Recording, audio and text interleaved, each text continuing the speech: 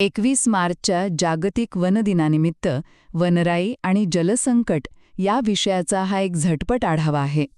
हा विषय आपल्याला एका भीषण वास्तवाची जाणीव करून देतो. कारण बघा ना, आपण प्रगतीच्या नावाखाली जंगले तर बेछूटपणे तोडतोय. पण पाणी बनवणारी एखादी फॅक्टरी आहे का हो आपल्याकडे? पहिली महत्त्वाची गोष्ट म्हणजे जंगले म्हणजे फक्त झाडांचा पसारा नाहीयेत, तर ती आपली खरी जीवनरेखा आहेत. तुम्हाला माहितीये का, हीच जंगले आपल्या पाण्याचे सर्वात मोठे नैसर्गिक साठे म्हणजे कॅचमेंट एरिया असतात.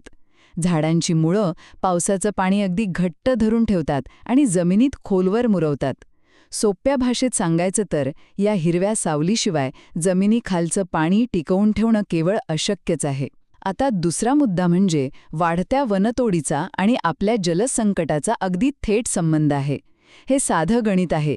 जेव्हा आपण जंगले नष्ट करतो तेव्हा जमिनीची धूप इतक्या वेगाने होते की पावसाचं पाणी जमिनीत मुरण्याऐवजी सरळ वाहून जातं. म्हणजे विचार करा, ही परिस्थिती स्वतःच्याच पायावर कुऱ्हाड मारून चालता का येत नाही अशी तक्रार करण्यासारखीच आहे ना. आपण जंगले गमावतोय म्हणजेच भविष्यातलं पिण्याचं पाणी गमावतोय. आणि शेवटी एक गोष्ट नक्की की अजूनही वेळ पूर्णपणे हातातून गेलेली नाही. आपण नक्कीच बदल करू शकतो. पण त्यासाठी नुसत्या सोशल मीडियावर पर्यावरण दिनाच्या पोस्ट टाकून चालणार नाही, तर दरवर्षी किमान एक झाड लावून ते एखाद्या लहान मुलासारखं प्रत्यक्ष जपावं लागेल. एका वाक्यात सांगायचं तर वनराई टिकली तरच आपली जलसंपत्ती टिकेल आणि पाणी असेल तरच आपलं भविष्य सुरक्षित राहील.